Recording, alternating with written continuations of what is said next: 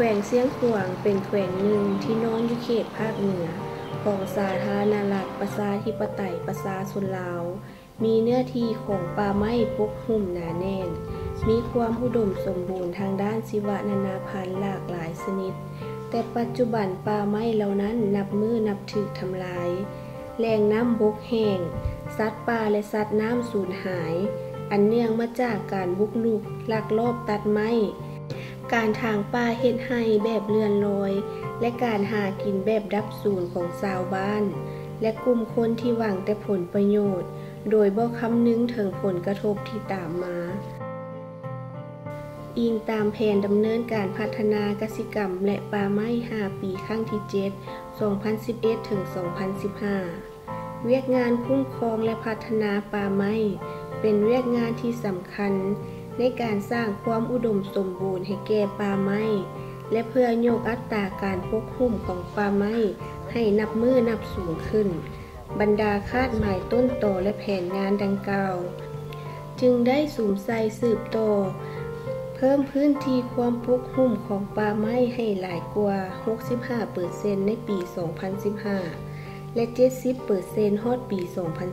2020 ตามหลักการเลดดี้2บวกและ PES เป็นกลไกซุกยิ้วยุทธศาสตร์ป่าไม้และพันขยายออกเป็นแผนแม่บทการลงทุนต่างๆโดยเน้นใส่การกำหนดที่ดินป่าไม้และเขตคุ้มครองป่าไม้ตาม3ประเภทป่าคือ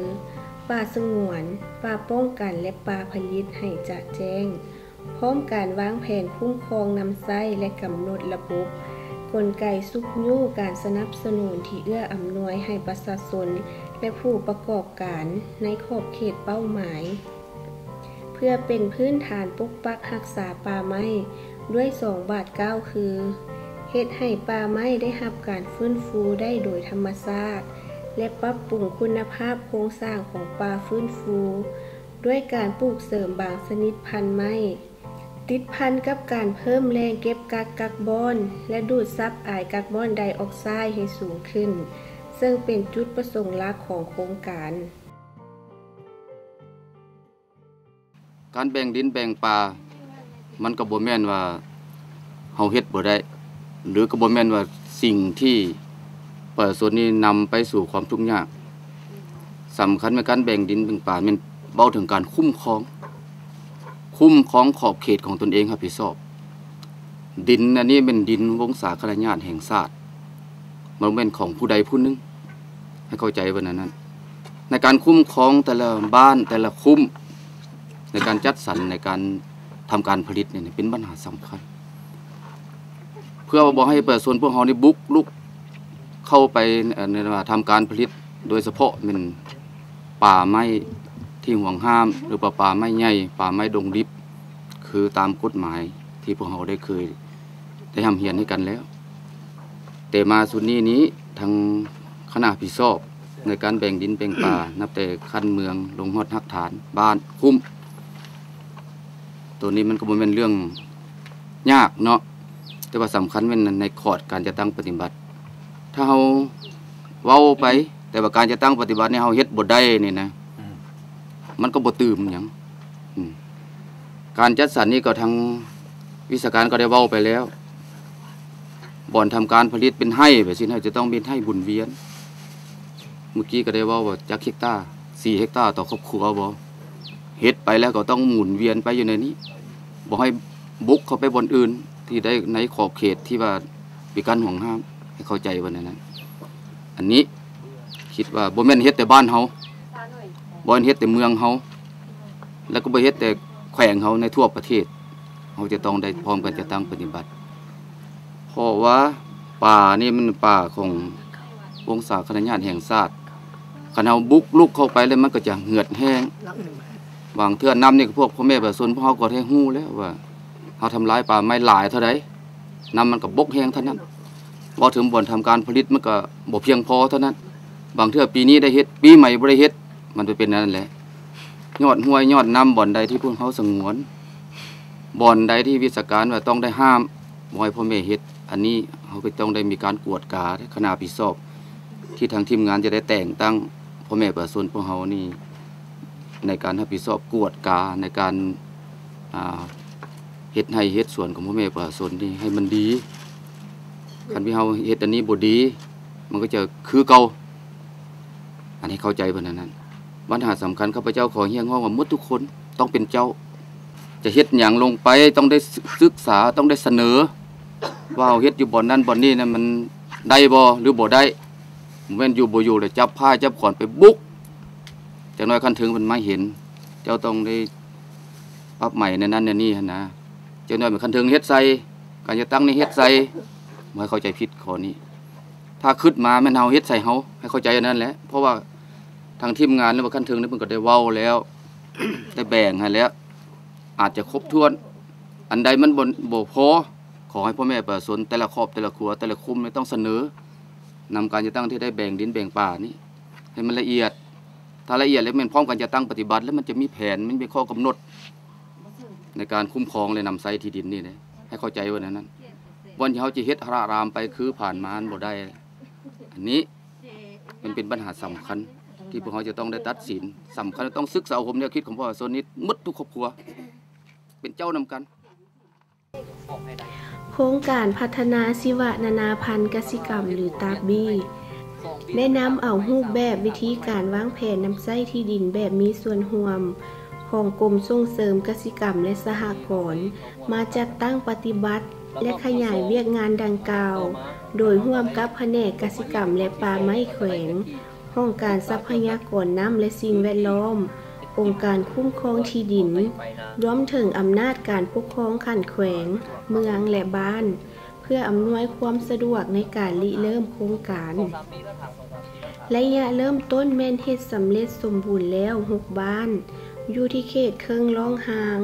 ในนั้นบ้านเมียนเมืองภูกูดเป็นบ้านหนึ่งที่ทีมงานวางแผนการนำไส้ที่ดินลงสำรวจและจัดสรรแบ่งดินแบ่งป่าให้แก่ชาวบ้านคุ้มครองนำไส้กันเองโดยมีอำนาจการปกครองขั้นแขวงและเมืองรักษาข้อมูลไว้เพื่อเป็นบ่อนอิงในการคุ้มครองนับแต่ปี 2001 เป็นต้นมาประกอบมีป่าสงวน 218.65 เฮกตาร์ป่าป้องกัน 1,471 กว่าเฮกตาร์ป่าผลิต 461 กว่าเฮกตาร์เขตเลี้ยงสัตว์ 1,015 กว่าเฮกตาร์ดินกสิกรรม 1,483 กว่าเฮกตาร์และดินปลูกสร้าง 13.638 เฮกตาร์รวมเนื้อที่ทั้งหมด 6,628 เฮกตาร์พร้อมเดียวกันนั้นยังสนับสนุนให้วิชาการขั้นต่างๆไปทัศนศึกษาแลกเปลี่ยนบทเรียนด้านการป้องกันไฟไหม้ลามป่าแต่ก่อนในบ้านเมียนในบ้านของข้าพเจ้านี่เอิ้นว่านำไส้ที่ดินนี่เอิ้นว่าสะสายอยู่ในสายทางป่าแล้วมันบ่มีจุดเอาแต่เผยซอกได้หาได้บรรลุแล้วมันเฮ็ดเนาะได้เฮ็ดไปแบบบุกุ้มกินอะไรผ่านมานะเอิ้นว่าตกทุกข์ได้ยากอยู่ป่าชนนี่หลังจากมาฮอดปี 2001 เนาะภาครัฐได้ลงมาจัดสรรที่ดินเฮ้แบ่งดินแบ่งป่าเนาะแล้วก็เป็นการคุ้มครองที่ดินและมีระเบียบรองรับและบ้านพวกเรานี่ก็ได้ปฏิบัติตามการแนะนำของคันเทิงนั้นเนาะและเฮ็ดมีจุดมีบอนเนาะการคุ้มครองเอิ้นว่าง่ายขึ้นมันสะดวกกับบ้านพวกเราการคุ้มครองเบิ่งและเหตุการณ์ก็เฮ็ดรวมหมู่เนาะแล้วก็นายได้นำเข้าของบ้านนี่เกินว่าได้หลายมือคือมือเวทกระแจกกระจายเนาะผ่านมานี่แล้วมาเฉพาะโครงการตะบี้นี่มาช่วยพวกเราในปีนี้2021-2022มันมีอยู่10กิจกรรมเนาะมันจะมาช่วยพวกบ้านพวกเรานะพวกลูกพวกผมด้อยพัฒนาใช่ไหมผมทุกจนเลยนะเพราะว่าบ้านเรานี่หลังจากโครงการตัวนี้เข้ามาได้จัดสรรในบ้านเราก็เอิ้นว่าได้รับรองจากเมืองจากแก่งว่าเป็นบ้านพ้นทุกข์เนาะอันนึง2012นี่พวกเราได้เพราะว่ามาเบิ่งสภาพปัจจุบันในการเคลื่อนไหวปัจจุบันในบ้านพวกเราก็เอิ้นว่าดีขึ้นหลายอันเนาะการปลูกฝังเลี้ยงสัตว์หรือว่าจัดสรรอาชีพคงที่เนาะเอิ้นว่าแบ่งวินแบ่งป่าแล้วเราก็ได้เฮ็ดตามขอบเขตที่ได้จัดสรรไว้ฮะบ้านพอได้แบ่งได้กำหนดว่าดินผลิตดินคุ้มครองดินป้องกันเนาะมันมีอยู่3ดินเนาะพอได้เฮ็ดกันอยู่ในปัจจุบันนี้นะ อันนั้นเอิ้นว่ารายได้ของบ้านปัจจุบันนี้ก็เอิ้นว่ามีหลายอันเนาะเป็นต้นเป็นสาลีเขาอันเป็นสินค้าปลายแหลมของบ้านพวกเรานะสมพอมันก็มีสัตว์สาวชิงเนาะได้ขายออกจำนวนนึงแล้วโครงการที่นำเข้ามามันมีโครงการปลูกไว้แล้วก็มีแก๊สชีวภาพนี้เนาะอันนี้ก็เป็นประชาชนเอิ้นว่าบ่ได้ตัดลวดตัดฟืนแล้วใช่ซะได้นำใส่เตาอันนี้มันแต่งกินเนาะเห็นว่าประชาชนก็เห็นว่ามีความเจริญอันนั้นรัฐบาลพวกเรานี่โครงการตัวนี้เข้ามาช่วยนี่ก็มีหลายอันหลายกิจกรรมเนาะเฮ็ดให้ประชาชนนี้มีความสนใจเนาะที่ทางแผนการในตัวหน้านี่พวกเราก็คิดว่าก็จะเฮ็ดตามอยู่ในขอบเขตที่เราได้กำหนดกันไว้หั่นเนาะเอิ้นว่ามันมีระเบียบรองรับอยู่แล้วนับแต่ว่าสัตว์ป่าบ่หรือว่าบวกน้ำวังปลาบ่หรือว่าภูผาประดงที่เราจะถากถางนะเนาะหรือว่าอนุรักษ์สัตว์สาวสิ่งบ่หรือว่าเป็นทรัพยากรเนาะเราก็ได้จัดสรรแบ่งเดี๋ยวนี้บ้านเราที่สิเด่นที่สุดในปัจจุบันในโครงการนี้เข้าไม่หนองไม่ปิดแต่เราได้แบ่งจัดสรรว่าดินป่าไม้ปองนี้อนุรักษ์ไว้เนาะแล้วปีนี้พอก็สามารถว่าจะนำรายได้เข้า1.30 ล้านนี่แหละเนาะสำหรับบ้านพอเพื่อเป็นการส่งเสริมและพัฒนาเวียกงานดังกล่าวในปี 2011 ถึง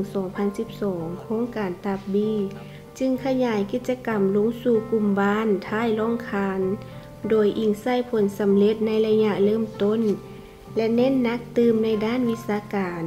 เครื่องมืออุปกรณ์ที่ทันสมัยสะดวกสบายและแน่นอนเส้นใช้เครื่อง GIS และ GPS ลงสำรวจจับจุดตลอดถึงขั้นตอนดาวน์โหลดข้อมูลการแต้มแผนที่โดยให้ชาวบ้านเข้ามามีส่วนร่วมในการประกอบคำคิดคำเห็นกับขั้นตอนเพื่อเป็นเอกภาพร่วมกันระหว่างบ้านต่อบ้านซึ่งประกอบมี3 รอบคือศึกษาและสำรวจขอบเขตชายแดนบ้านศึกษาข้อมูลด้านเศรษฐกิจสังคมการนำไส้ที่ดินปัจจุบันและข้อสุดท้ายแม่นการวางแผนนำไส้ที่ดินป่าไม้ให้มีความยืนยงซึ่งโครงการจะให้สำเร็จ10 บ้านในวัยนี้การวางแผนนำไส้ที่ดินกสิกรรมในการจัดตั้งปฏิบัติเบื้องต้นแม่นทางทีมงานพวกเขาก็ได้จัดตั้งปฏิบัติเริ่มแต่ปี 2011 เป็นต้นมาในนั้นจะปฏิบัติสำเร็จไปแล้วใน2 รอบประกอบมี3 รอบสำเร็จแล้วในรอบที่1ก็คือการจัดตั้งปฏิบัติเฮ็ดสำรวจเวียกงานสายแดนบ้านต่อบ้านแล้วก็บรรหารสายแดนที่เมืองกับเมืองแล้วก็แขวงต่อแขวงบรรดาบ้านที่ติดกับสายแดนซึ่งกันและกันเนาะแล้วก็พร้อมกันจัดตั้งปฏิบัติเฮ็ดสำรวจบรรหารสายน้ำสายห้วยและก็ เรื่องข้อมูลเศรษฐกิจสังคมจำนวน1เนาะเพื่อเป็นบนอิงให้แก่รอบที่2เนาะสำหรับรอบที่2นั้นทางทีมงานพวกเขาก็สืบต่อจัดตั้งปฏิบัติในปี 2012แล้วก็ปฏิบัติหน้าที่เวียกงานนั้นก็เป็นการสำรวจดินกสิกรรมคงที่เนาะแล้วก็ศึกษาข้อมูลจากแผนที่ชาวบ้านได้เฮ็ดทำการผลิตในระยะผ่านมาเนาะแล้วก็เก็บกำข้อมูลเศรษฐกิจสังคมเนาะผลได้รับแล้วก็ผลละปลูกของชาวบ้านแล้วก็ส่งพ่อแม่ประชาชนและในรอบที่3นี้จุดประสงค์ก็เพื่อ หั่นที่ดินเฮ็ดให้ชาวบ้านเข้ามาเฮ็ดกสิกรรมแบบเป็นกลุ่มเนาะเพราะทีมงานเขาจะได้แบ่งเป็นเขตให้แล้วก็เขตนึงจะเข้าจากปีเนาะเข้า2 ปีต่อเขตเหมาะสันแล้วก็จะหมุนเวียนจะเป็นลักษณะหมุนเวียนเข้าไปเนาะเข้าปีเขตนึงเข้า2 ปีแล้วเราจะเป็น3 เขตจะเป็น6 ปีแล้วหมุนกลับคืนมาตั้งต้นใหม่แล้วเฮ็ดให้ที่ดินกสิกรรมบ่อนที่เราเฮ็ดในเขตปีที่1จะครบอายุอยู่5 ปีหรือ6 ปีเนาะถ้าหากเป็นเขตที่หลายก็สามารถเฮ็ดให้โอกาสต้นไม้ที่เขาถางในปีที่1เขตที่1ก็จะมีโอกาสใหญ่ขึ้นการเข้าไปคนควายเอาผลละปลูกบ่ผ่านมาก็มีการกระจายก็ยุ่งยากเนาะได้แบกหาบเอาพาหนะมีแต่ว่าบ่สามารถมีเส้นทางเข้าไปถึงอันนี้ เขาก็ต้องได้แบ่งเป็นเขตเป็นกลุ่มแล้วความสามารถความสามัคคีอยู่ขั้นบ้านเขาจีเพิ่มขึ้นตึมยกตัวอย่างมากันสร้างเส้นทางไปสู่เขตผลปลูกเนาะเพื่อคนเอาผลปลูกออกมาอันที่2มาเพื่อป้องกันปัญหาเรื่องไฟลามป่าอันนี้ทางทีมงานพวกเขาก็ได้พยายามเฮ็ดและสร้างระเบียบร่วมกับชาวบ้านเนาะโดยชาวบ้านสร้างให้แก่ชาวบ้านเองแล้วก็ทีมงานจะเป็นผู้เฮียบเฮียงเนาะประกอบเพิ่มตึมเพื่อป้องกันปัญหาไฟลามป่าได้แล้วก็ปัญหาเรื่องปกปักรักษาชีวนานาพันธุ์แล้วก็ปกปักรักษาปัญหาป่าไม้เนาะเพื่อจะได้นำใส่เข้าในเวียกงานชีวิตประจำวันของชาวบ้านแล้วก็อนาคตเนาะแล้วก็การเดินสำรวจนั้นทางทีมงานพวกเราอยู่ในรอบ3นี้ก็จะแบ่งเป็น3ทีมด้วยกันเนาะซึ่งแสดงออกในการจัดตั้งปฏิบัติตัวจริงเช่นว่าชาวบ้านเป็นผู้นำหน้าพาทางเนาะเพื่อออกเดินสำรวจเขตกสิกรรมเนาะแล้วก็นอกจากนั้นก็จะเป็นเขตป่าไม้ที่เขาจะอนุรักษ์รักษาไว้เนาะเพื่อลูกเพื่อหลานขั้นต่อไปหลายๆคนท่านก็อยากขออันป่าที่เพิ่นห่วงห้ามมันแดงก็สิช่วยเหลือได้เด้บ่สิแก้ไขได้เด้บ่ทั้งหมดเฮาเอ็ดทางฝั่งนี้บ่พอเฮาจะขอไปเอ็ดทางฝั่งนึงชาวบ้านเฮานี่นะจริงเอ็ดทางนี้บ่พอสิไปขอเอ็ดทางฝั่งนึงได้บ่เพื่อเฮ็ดให้การคุ้มครองการนำใช้ที่ดินเกิดประโยชน์หลายด้านทางหน่วยงานโครงการตาบี้ยังได้จัดฝึกอบรมและถอดถอนบทเรียนให้แก่ชาวบ้านตื่มอีกเส้นการจัดสรรป่าผลิตแบบหมุนเวียนเพื่อฟื้นฟูป่าที่เหตุการณ์ผลิตในแต่ละฤดูกลับคืนมากลายเป็นดินที่อุดมสมบูรณ์ทั้งนี้ก็เพื่อเป็นส่วนหนึ่งในการป้องกันไฟลามป่าและดินเสาะเจือนทางบ้านพวกเขาแล้วก็ทางทีมงานรับประสานกันว่าสร้างให้บ้านสร้างระเบียบการคุ้มครองการนำใช้จะมีการรับผู้ใดละเมิดอันใดเหตุอันใดที่ว่าบ่ถือไปตามการแบ่งนะแล้วก็การนำใช้มันจะถือกันปรับไม่แต่ละขั้นตอนสมมติว่าทางป้าเนาะถ้าจัดถ้าเจ้าเข้าวันนี้แล้วเจ้าบบไปน้ำมูแล้วก็ไปเฮ็ดที่อื่นนะแล้วถ้าว่าเจ้าเฮ็ดไฟไหม้ลามป้าแล้วก็ถือว่ามันถือปรับไม่ตามมาตรการของที่ดินได้กำหนดไว้เฮกตาร์นึงแล้วมันจะปรับไม่ละ2 ล้านกีบขึ้นเมื่อต่อเฮกตาร์ต่อครั้งอันนั้นแล้วมันการแพร่นำใช้ในพวกเราตัวหน้าและพวกเราจะดำเนินนั้นแล้วก็คือการป้าป้องกันแรงน้ำมันก็คือกันถ้าว่าผู้เลือไปละเมิดทางป่าย้อนห้วย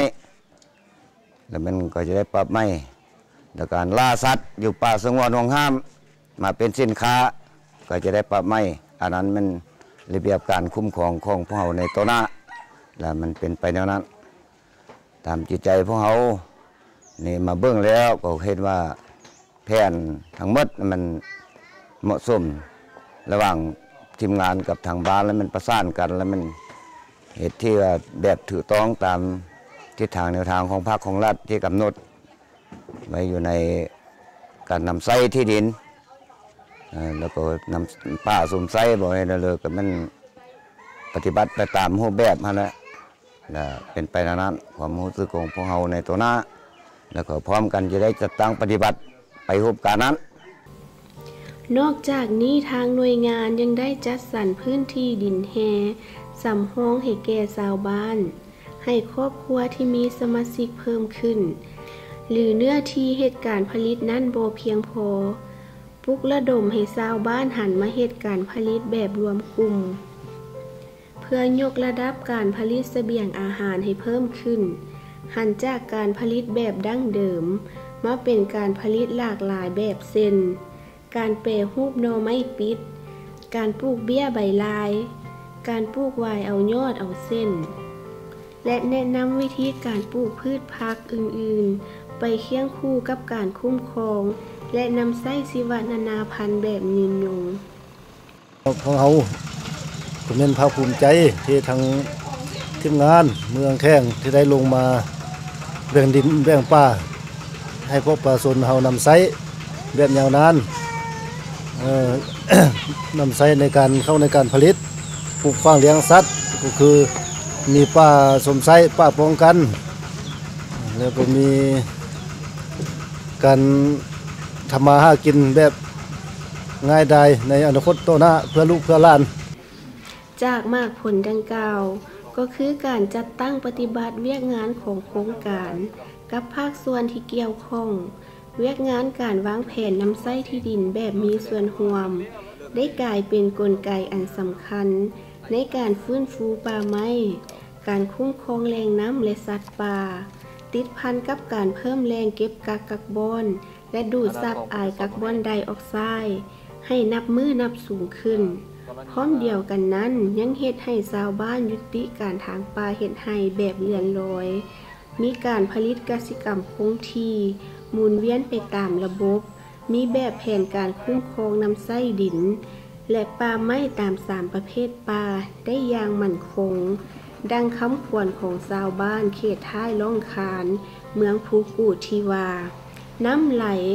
ไฟสว่างถนนหนทางดีสินค้ามีราคาเอาการพัฒนาเป็นหลัก